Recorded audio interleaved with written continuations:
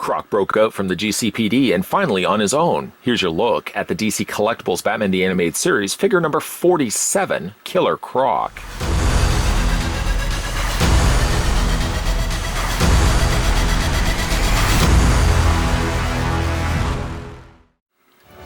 Originally, the only way that you could get yourself Killer Croc was to buy the exclusive 5-figure box set called the Batman the Animated Series GCPD Rogues Gallery, which also consisted of a classic costume Poison Ivy, a classic Mr. Freeze, a classic Bane, and Renee Montoya.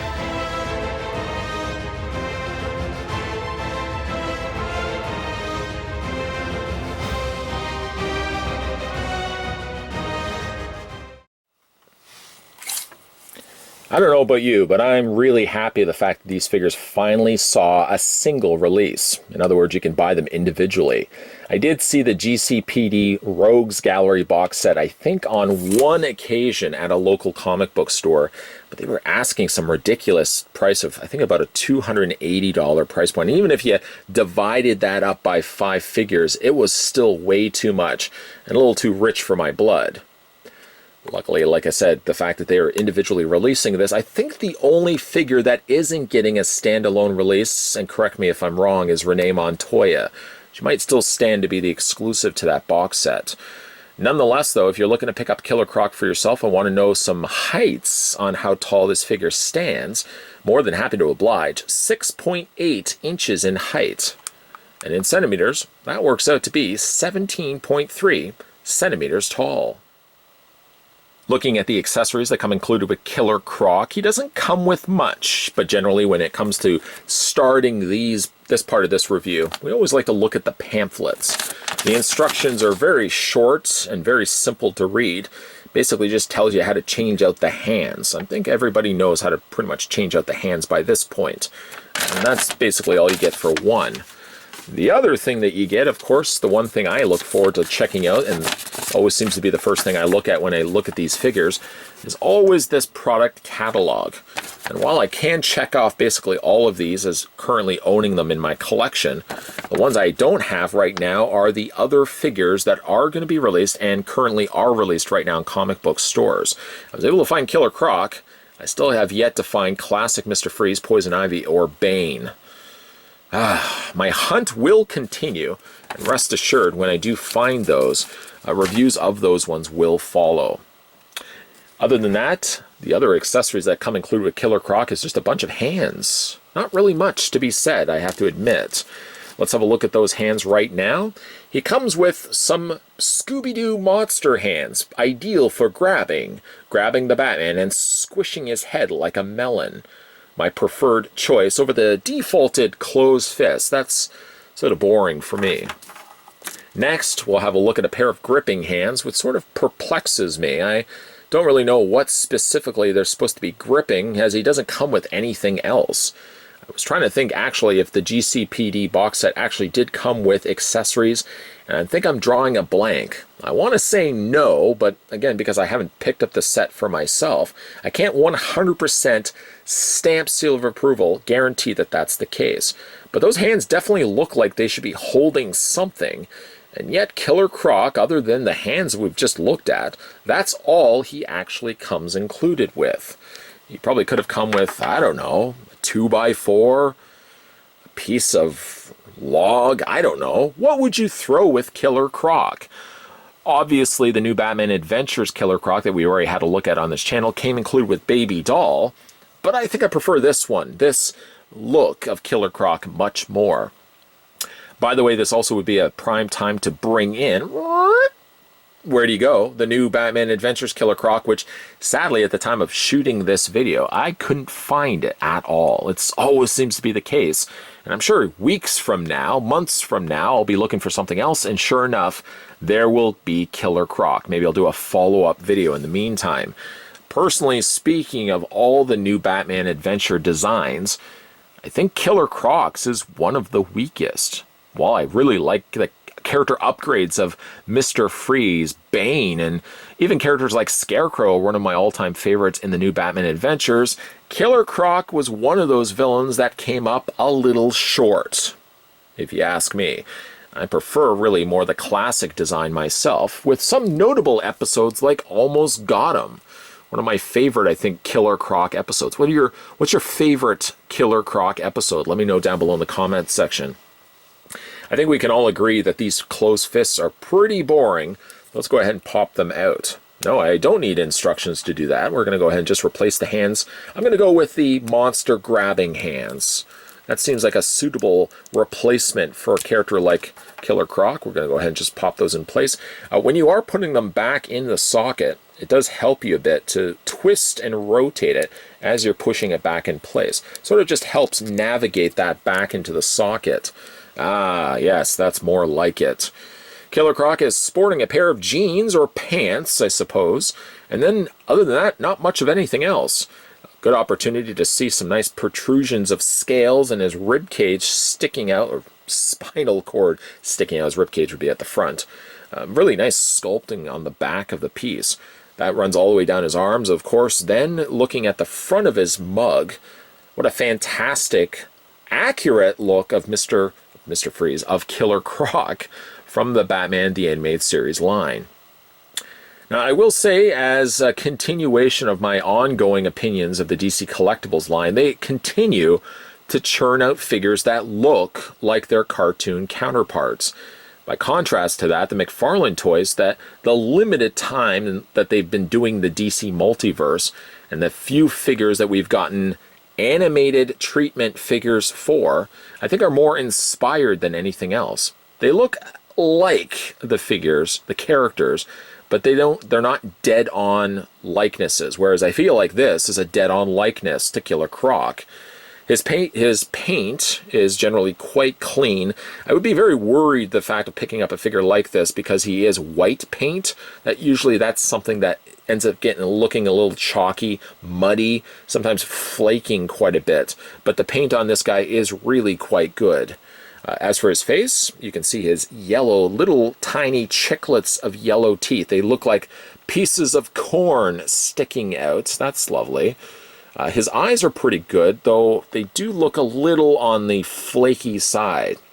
Thank goodness there's a bit of outlining in black, and you can see that the pupil has been done in a dark black as well, so at least they stand out despite looking a little closely at them. I don't know, there's something about that yellow paint that looks a little off to me. The hook nose, and of course the more prehistoric sort of large head that is sporting, of course, Killer Croc, is perfect and looks exactly like it does from the series. One little bit of things that doesn't appeal to me too much about this particular figure is this crunch section right here. Killer Croc has a ball joint, so he can kind of rotate his torso back and forth. And then he's supposed to have a crunch that leans forward. There's something about it that I'm not crazy about it. Here it looks like it could almost be plastic, though I know it's still painted on both sides. But there's something about the center section that looks muddy to me, like there's a little bit too much paint on the surface. I'm wondering why they actually just didn't use plastic as opposed to painting over top of the surface, because like right here, it stands out. It almost seems like it's a different color than the rest of his body. But I guess it serves as a crunching point. Of course, if you want to have Killer Croc more in a hunched pose, I think that suits the bill perfectly. It's just a shame that the trade-off for that is something, again, that looks like it's not quite the same color as the rest of his body. The pants also appear to be painted and not plastic, and unfortunately I have to admit that the legs on my Killer Croc are already loose.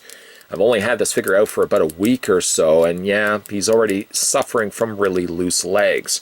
This guy also is experiencing tight knees, which are very hard to move on this figure, and it's also single-jointed knees. Basically, the fact that these figures are from an older set, all of these figures are using still single hinge knees. Larger legged figures aren't so much the issue. It's these thinner legged figures, which this figure doesn't possess, that becomes problematic down the road, where like the knees become extremely loose.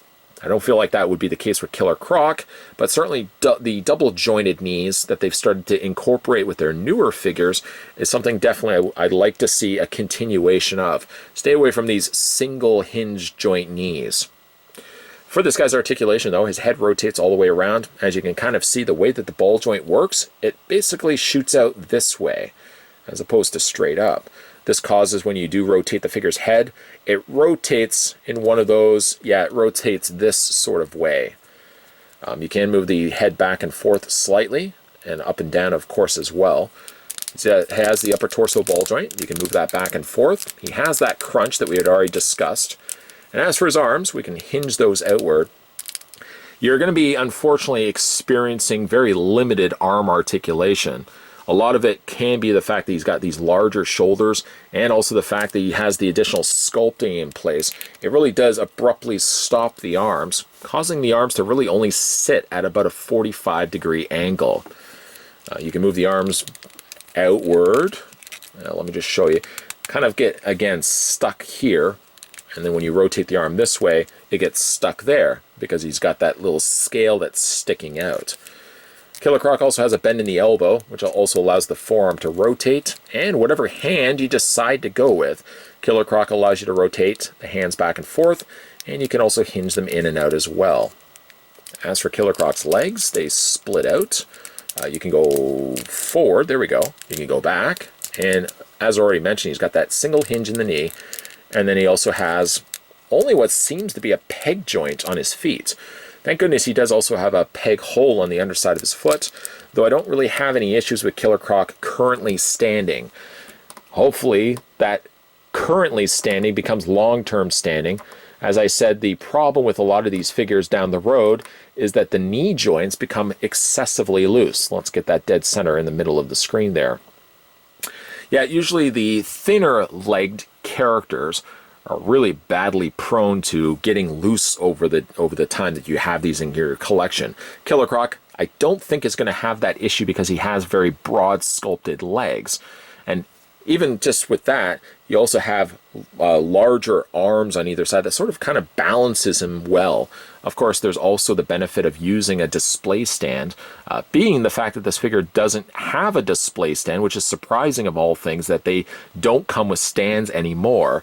You can most definitely use a stand that you may have kicking around in your collection currently, as he does have a peg hole that accommodates a universal peg, or accommodating a universal peg on one of the display stands currently circulating today. It's great that we're finally getting these GPCD exclusive figures as standalone releases. It would be logical for DC Collectibles anyways. I mean, if they already have the mold in their inventory, if they've already sold the box set, why not go ahead and go back and double dip these figures by individually releasing them? Again, up to this point, I think the only figure that isn't going to be getting a standalone release, and that could very well change, is Renee Montoya.